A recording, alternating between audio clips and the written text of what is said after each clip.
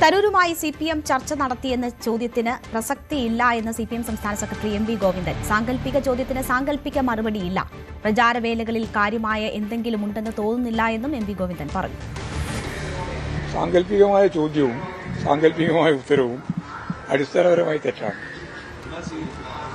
അത് ആ ചോദ്യം അതാ പറഞ്ഞത്. ആ ഒരു ചോദ്യത്തിന് പ്രസക്തിയില്ല. അദ്ദേഹം ഇപ്പോൾ കോൺഗ്രസിന്റെ വളരെ പ്രമുഖനായൊരു നേതാവായിട്ട് തുടരുകയും അദ്ദേഹം ഇപ്പോൾ BJP മുഖ്യമന്ത്രി പ്രധാനമന്ത്രി ഉൾപ്പെടെയുള്ളവരെ നിരന്തരമായി വാഴ്ത്തുകയോ ഒക്കെ ചെയ്യുന്ന ഒരു പ്രത്യേക സിസ്റ്റമാണ് നമ്മൾ കണ്ടുകൊണ്ടിരിക്കുന്നത്. അങ്ങനെയുള്ള ഒരു സാഹചര്യത്തിൽ അദ്ദേഹം CPM-ഉമായിട്ട് ബന്ധപ്പെട്ടു പോവാണ് എന്നുള്ള പ്രചാരവേലൊക്കെ നടക്കുന്നതിൽ കാര്യമായ എന്തെങ്കിലും ഒന്നുണ്ട് എന്ന് എനിക്ക് തോന്നുന്നില്ല. അന്തർദേശീയ തലത്തിൽ അറിയപ്പെടുന്ന ശശി തരൂരിനെ പോലൊരു നേതാവ് മുങ്ങുന്ന കപ്പലിൽ കയറുമെന്ന് സാമാന്യ ബോധമുള്ള ആരും വിശ്വസിക്കില്ലെന്ന് K മുരളീധരൻ. ശശി തരൂർ CPM-ഉമായി അടുക്കുന്നുവെന്ന വാർത്തയോടായിരുന്നു പ്രതികരണം. അദ്ദേഹത്തിനെ പോലൊരു അന്തർദേശീയ തലത്തിൽ അറിയപ്പെടുന്ന ഒരു നേതാവ് ഒരു മുങ്ങുന്ന കപ്പലിൽ കയറുമെന്ന് സാമാന്യ ബോധമുള്ള ആരും വിശ്വസിക്കില്ല. ക്യാപ്റ്റൻ അടക്കം മുങ്ങാൻ പോകുന്നൊരു കപ്പലാണ്. ആ കപ്പലിന്റെ അകത്ത് ശശി തരൂരിനെ പോലെ അന്താരാഷ്ട്ര രംഗത്ത് അറിയപ്പെടുന്ന ഒരു വ്യക്തി കയറെന്ന് പറഞ്ഞാൽ അത് April 1 മാത്രമേ പറയാനേ പറ്റൂ. ശബരിമല സ്വർണ്ണക്കൊള്ളയിൽ മൊഴിപ്പകർപ്പുകൾ EDക്ക് കൈമാറാൻ പ്രത്യേക അന്വേഷണ സംഘം. പ്രതികളുടെയും സാക്ഷികളുടെയും മൊഴിപ്പകർപ്പുകൾ നൽകും. ED ഉദ്യോഗസ്ഥർ നാളെ SIT ഓഫീസിൽ എത്തും.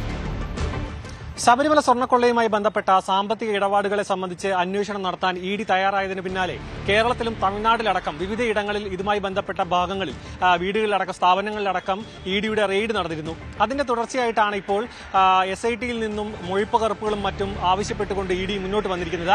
തുടക്കത്തിൽ ഇത് സമ്മതിക്കാത്ത ഒരു സാഹചര്യമുണ്ടായിരുന്നു. പക്ഷേ പിന്നീട് അത് അനാവശ്യമായ നിയമക്കുരുക്കളിലേക്ക് പോകണ്ട എന്ന് SIT തീരുമാനിക്കുകയും വരും ദിവസങ്ങളിൽ ഇതുമായി ചർച്ച നടത്താനുമാണ് EDയുടെ തീരുമാനം.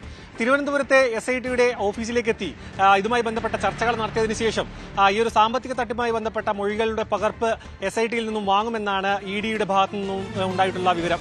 ഇതുമായി ബന്ധപ്പെട്ട് അതായത് ഉണ്ണികൃഷ്ണൻ പോറ്റി, ഒപ്പം തന്നെ പങ്കജ് ഭണ്ഡാരി, ഗോവർദ്ധൻ തുടങ്ങിയവരാണ് ഈ ഒരു കൊള്ളയുമായി ബന്ധപ്പെട്ടുള്ള സാമ്പത്തിക ഇടപാടുകൾ നടത്തിയതിൽ മുഖ്യർ. അവരുമായി ബന്ധപ്പെട്ട മൊഴികളായിരിക്കും കൂടുതലായിട്ടും ഈ പ്രത്യേക അന്വേഷണ സംഘത്തിൽ നിന്നും ED മൊഴി പകർപ്പുകൾ വാങ്ങുക. തുടർന്നായിരിക്കും അറസ്റ്റിലേക്കും തുടർന്ന് ചോദ്യം ചെയ്യലിലേക്ക് അടക്കം കടക്കുക. കാരണം SIT ഇപ്പോൾ 200-ലധികം പേരുടെ മൊഴികൾ രേഖപ്പെടുത്തുകയും പലരെയും അറസ്റ്റ് ചെയ്യുകയും അടക്കം ചെയ്തിട്ടുണ്ട്. ഇനി വരും ദിവസങ്ങളിൽ ഉണ്ണികൃഷ്ണൻ പോറ്റിയുടെ രണ്ടാമത്തെ കേസിലെ ഈ ഒരു ജാമ്യം, സ്വാഭാവിക ജാമ്യത്തിന് സമയമാവുകയാണ്. ആ സമയമാവുമ്പോഴേക്കും ED ഒരു അറസ്റ്റിലേക്ക് കടക്കാനുള്ള സാധ്യതയും കൂടിയുണ്ട്.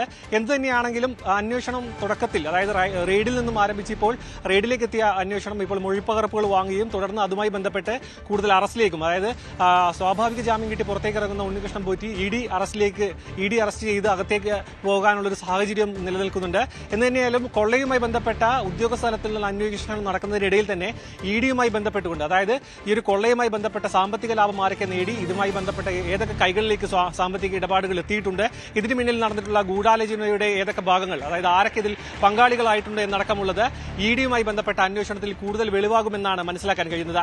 ക്യാമറാമാൻ അരുൺ പാലോടിനൊപ്പം സാരംഗ് സുധാകരൻ, News 18 തിരുവനന്തപുരം. കൂടുതൽ വാർത്തകൾക്ക് News 18 Keralam YouTube channel subscribe ചെയ്യുക.